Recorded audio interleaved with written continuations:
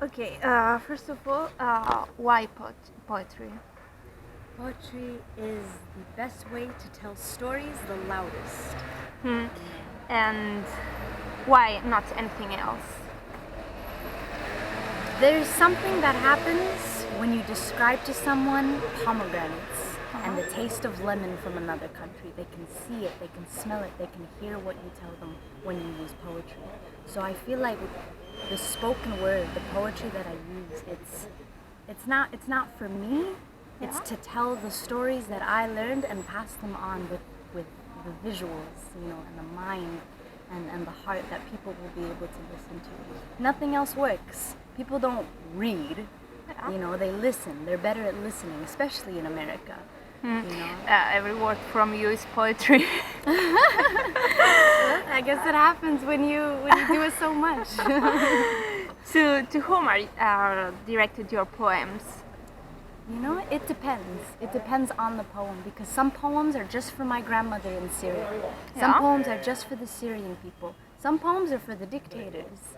Some poems are for the people who don't know. Some poems are for the people who do know. It just depends on how it's going to make you feel and how you're going to get fired up and respond. So all these people is your inspirations? No. The Syrians, of course. The Syrians. fighters, the young people, the students who think. They're my inspiration. Like you? Well, I'm just practicing what they taught me. You have lived in Syria, right? 3 years when 3 I was years. 7, yes. When you are 7, okay. And how was experience? It was amazing. It was the most beautiful country that we'd ever seen. Really? And here's the thing about it. It was beautiful. We had 60-something cousins. We had a big family and a beautiful farm and everything. But no matter how beautiful it was, even a young 7-year-old girl like me, I knew that there was something wrong. I knew pictures of the president every single wall, every school, every taxi, every church, every mosque. And in America, it's not like that necessarily. So we notice these things, and we learn that there are things you can't say, and we learn there's things you can't think. And so we had to be quiet, and so we went back to America. And so there was a fear that you had to live in if you were in the country, but you'd forget about the fear if you were eating dinner with the neighbors. And what are the things that you can see, you can tell, you can... Well, there was a situation actually where my brother had drawn a funny picture of the president. It was funny, right? In America, we do it all the time. Political cartoons, he wasn't wearing a shirt, the president, and it was funny.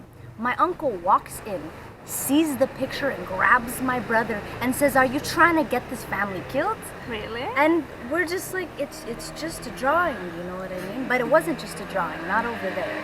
Over there, it's if you speak out, if you think out against the president, that's it. They will eliminate you. They will take you to a place where we won't know where you are. And so we had to learn that very quick at 7 years old. He was, this guy was 13 years old. My little brother, we were so young. But we knew we were not in America. We knew we were living under a dictatorship. So Syria that you have seen then, I think, when you lived there for 3 years, was so different than Syria nowadays. Which is the main difference between the Syria that I saw before isn't anymore. Syria that was before is decimated. It's to the ground. It's rocks and rubble. There are some places. My grandmother's home in Damascus, it's still standing, but it doesn't have the life that it used to. The thing about Syria, I swear, you would walk down the street and a homeless man will invite you for tea. You walk down the street, neighbors and Christian and Muslim and Ismaili and Alawi, and they'd all walk together, and there were never problems. But now everyone is afraid to come out of their home, no matter what religion, because they're afraid of everyone. There's guns and there's bombs dropping in front of people's eyes. My cousins in Damascus can see the bombs come to Setba, where my aunts are. They can watch the bombs that will kill the family. And so the difference is, now Syria has been shattered. It's been broken. the people don't even have like that togetherness because they're not allowed to go outside. There's no safety, there's no security. And no one wants to leave. People don't want to leave their home. No one here wants to leave their country. And so people used to love it. And you can't love a war zone because it's not Syria. Syria, she's taken hostage right now and they're waiting for her to come back. Your youth and strength don't leave anyone indifferent. Gotta be And loud. with your words, you are contributing to improve the situation in Syria and the United States also. For example, during your visit to the refugee camps, I think this year, Yeah, to about a month, 2 months ago. okay. Yeah. And what was your first impression when you arrived there after all these years? It was unreal. I could not believe it until after I left. But you walk in there and all of the little boys and little girls, it's like you know them. It's like they're your family members or something.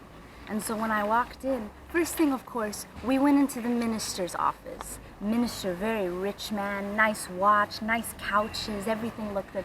He didn't look at me once, he didn't talk to me once, he didn't care that we were there. He just wanted to answer diplomatically to every question we had. So of course I was like, what is this? Who's this authority? Who are these guys taking care of these Syrians? Then you walk outside, the little minister's house has big fences around it so that the Syrian refugees don't bother. You know, and so I walked there and there was barbed wire fence and I held candy out to little boys and little girls, cute little kids, you know, and they took the candy and ran and a woman came up to me and she told me about how they would not let her see her son. And then another man told me how they will not let him work.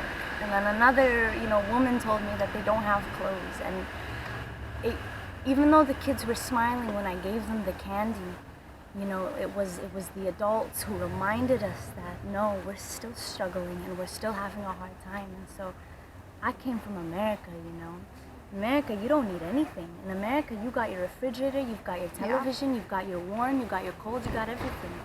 And so to see little kids without shoes on, taking candy and smiling and being gracious, it reminded me how kind the people can be, because they were not complaining. When I would ask them, what do you need? What do you need? They say salamatik, which means your peace. That's it. That's all we need. Why Syrian people don't fall? Why don't they fall? Yeah. Because it lives in their heart. As long as their heart keeps beating, the dirt of that country lives inside of them. They know the fruit. They know where to get the best tomatoes. They know where to eat the best rice, the best hummus. They know. And the bombs is not going to stop that. They're 100% aware that what's happening to Syria is not permanent. They know that right now it's like when you burn something to purify it. They know that right now, like he said, he will set the country on fire and they will rebuild it through the ash. What are you doing there in Syria? What am I doing there? Yeah, this Wow. month there. I mean, like as far as what my family is doing Yeah. over there, it's my father. Let me tell you about my father. He's in America right now. He went to America 30 years ago. He's a big, strong guy. He can be scary sometimes. You know what I mean? He's got the beard and all of that. Yeah. And he's not a man who shows, softness necessarily. But this war, I saw my dad cry. I saw him cry over and over and over again. I saw grown men weeping like women. You know what I mean? And this war has dismembered the family. We have family in Lebanon, Egypt, Jordan. We have them in Dubai. We have them in Norway. All over the world. Before, the family used to be one unit. Every weekend, they would all be together on the farm. They would all be at grandma's house. So now, they're all over the place. Now, we have 23 members of our family who have been killed. 23 members. My grandma is crying a whole different way than my father. What's happening in Syria? My family, when they are able to eat for one day, they are grateful. If they get to get water, they are lucky. If they can walk outside of their house, they are lucky. And so they'll say thank you. And they have Skype, but not food always, you know. So we hear their stories and we see them starving and we see them in danger. And the thing is, if we go to Syria, if my dad goes to Syria, we will be killed immediately by the regime, because we've done a lot of work for this revolution. For us, Syria is so far, but at the same time, it's so close. For the prison activists like you, in this case, are really important. And well, the question is, do you think your poetry has an important educational factor? 100%, 100%. In fact, I mean, I've performed in schools all over the United States. I've performed in universities. I've performed for PhD students. And the thing is, as soon as you educate someone on something, they cannot be uneducated about it. As soon as they know, they don't not know anymore. That's it. That is it. And so when people after poetry shows have come up to me and be like, "You've changed my life. I cannot go to sleep anymore knowing this. I cannot." And so the point of the poetry originally was speak the word, educate the people, take their money and give it to the students back in the refugee camps so that the education system can be built. Because if the students don't get educated, these kids have no future. 100%. Unless they get school, these kids will not become anything. So, and finally, which you think is the solution of this conflict that is shaking whole Middle East? the solution is when the government started shooting at peaceful protesters, you should have stopped the dictator. The solution was 4 years ago. Now you ask a Syrian now, one, eliminate the dictator. Get rid of Assad. No matter what, his ass has to go. Assad needs to be gone. I don't care about ISIS until Assad is gone. Then we'll deal with those terrorists, and then we'll deal with whoever else. The number one thing we need to do as an international community, put a no-fly zone over Syria so that when Assad does drop bombs, he will be a criminal by the international court. And two, call him a war criminal. He's not even considered a war criminal. He's considered a president. And so as soon as the international community can take that stance and not just intervene on ISIS, but intervene on the dictator who started this terrorist regime, until this happens, then there is no solution in order. There's just going to be some fun CNN, BBC, whatever, picture of Arab people and Muslim people yelling crazy things, and that's what people are going to think about Syria. And they're going to forget about the trees, and they're going to forget about the children and the women and the people and the smiles and everything. And that's not something we can forget about. So, no-fly zone, get rid of the dictator. Yeah. So, pretty simple. Inshallah. So. Perfect.